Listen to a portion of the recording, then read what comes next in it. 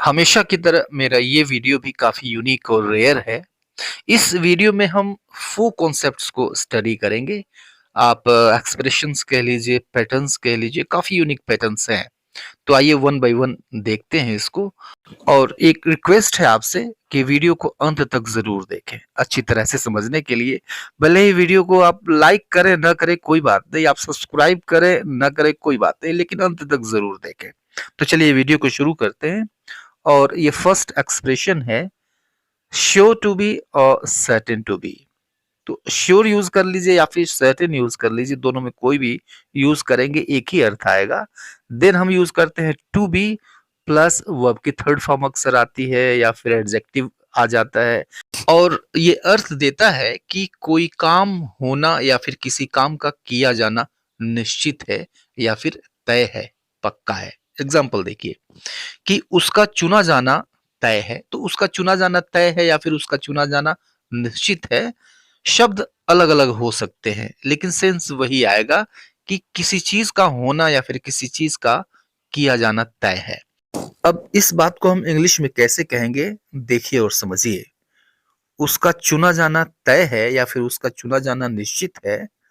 He is certain to be selected, he is certain to be selected, या फिर he is sure to be selected, दोनों का मतलब एक ही है। इस साल दाम बढ़ना तय है, यानी दाम बढ़ना निश्चित है कह लीजिए, तय है कह लीजिए। अब इसको कैसे कहेंगे, इस एक्सप्रेशन को यूज करके कि prices are sure to be higher this year, prices are sure to be higher this year, या फिर certain to be higher this year, right. इस साल दाम बढ़ना तय है। और इस एग्जाम्पल को देखिए कि उसका सफल होना निश्चित है या फिर सफल होना तय है। He is sure to be successful. तो एक चीज समझें आप कि हिंदी के शब्दों में थोड़ा हेर फेर हो सकता है लेकिन सेंस वही आनी चाहिए। और एक बात और कि एक ही चीज को, एक ही बात को हम कई और तरीकों से भी कह सकते हैं। इन बातों को बताने के लिए हम और भी एक्सप्रेशंस यूज कर सकते हैं। अब इस एक्सप्रेशन को देखिए, bound to be plus verb की थर्ड फॉर्म या फिर एडजेक्टिव। ये एक्सप्रेशन ये बताता है कि कोई चीज होनी तय है, यानी उसको टाला नहीं जा सकता। आप सेंटेंस देखिए, आप समझ जाएंगे भाव क्या है, इसका सेंस क्या है। जीवन में समस्याएं आनी तय है, या फिर जीवन में समस्याएं आनी ही है। अभी मैंने बताया शब्दों का हेरफेर हो सकता है, सेंस वही होगा कि जीवन में समस्याएं आनी तय है या फिर जीवन में समस्याएं आनी ही है। अब इस बात को टाला नहीं जा सकता, ये तो निश्चित है कि जीवन है तो समस्याएं आएंगी। अब देखिए इस बात को हम इंग्लिश में कैसे कहेंगे, there are bound to be problems in life. जीवन में समस्याएं आनी तय हैं या फिर समस्याएं आनी ही हैं। इस दूसरे सेंटेंस को देखिए कि गलतियां होनी निश्चित हैं या फिर गलतियां होनी तय हैं। Mistakes are bound to be made, mistakes are bound to be made. और एक और सेंटेंस देखिए कि तुम्हारा असफल होना तय है। ठीक है, पढ़ाई तुमने बिल्कुल की ही नहीं तो फिर तय रहा कि तुम असफल हो जाओगे, असफल होना तुम्हारा तय है। You are bound to be unsuccessful. तो यहाँ पे आपने बाउंड टू बी का यूज देखा और पीछे हमने देखा था श्योर टू बी या सर्टेन टू बी। इन दोनों को कम से कम इन परिस्थितियों में हम बिल्कुल रिप्लेस कर सकते हैं।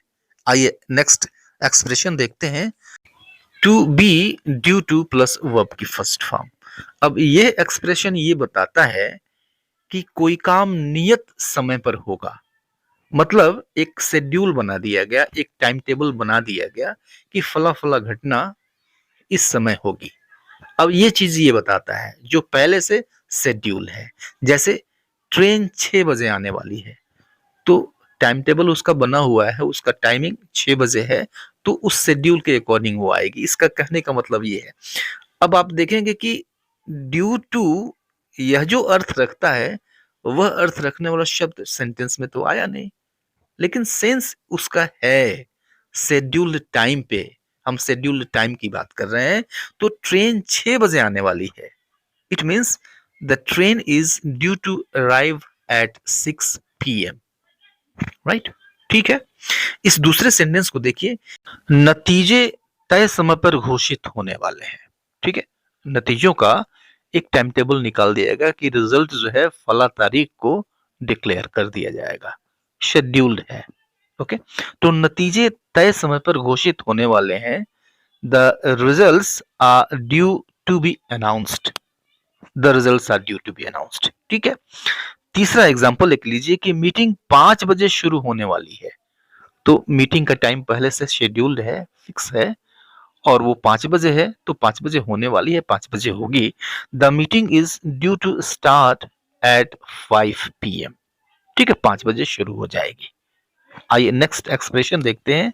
नेक्स्ट है to be required to be. To be required to be, अब ये बताता है कि कोई चीज जरूरी है, कोई काम किया जाना जरूरी है, या फिर किसी चीज का होना जरूरी है।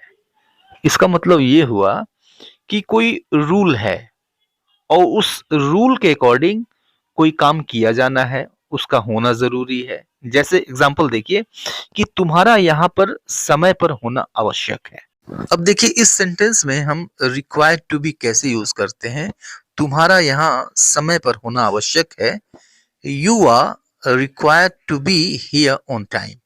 You are required to be here on time. ठीक है, अब दूसरा सेंटेंस देखिए, सभी सदस्यों का उपस्थित होना जरूरी है। तो कोई रूल होगा और उस रूल के अकॉर्डिंग जरूरी है कि सभी सदस्य उपस्थित हों। तो सभी सदस्यों का उपस्थित होना जरूरी है। It means all the members are required to be present on time. All the members are required to be present on time. और एक एग्जांपल और देखिए, छात्रों को यूनिफॉर्म में होना जरूरी है। अब ये तो साफ साफ रूल मालूम पड़ता है, छात्रों का यूनिफॉर्म में होना जरूरी है या फिर आवश्यक है। तो the students are required to be in uniform. The students are required to be in uniform. तो ये 4 एक्सप्रेशंस थे। वीडियो कैसा लगा जरूर बताइएगा। मिलते हैं नेक्स्ट वीडियो में, तब तक के लिए goodbye and take care.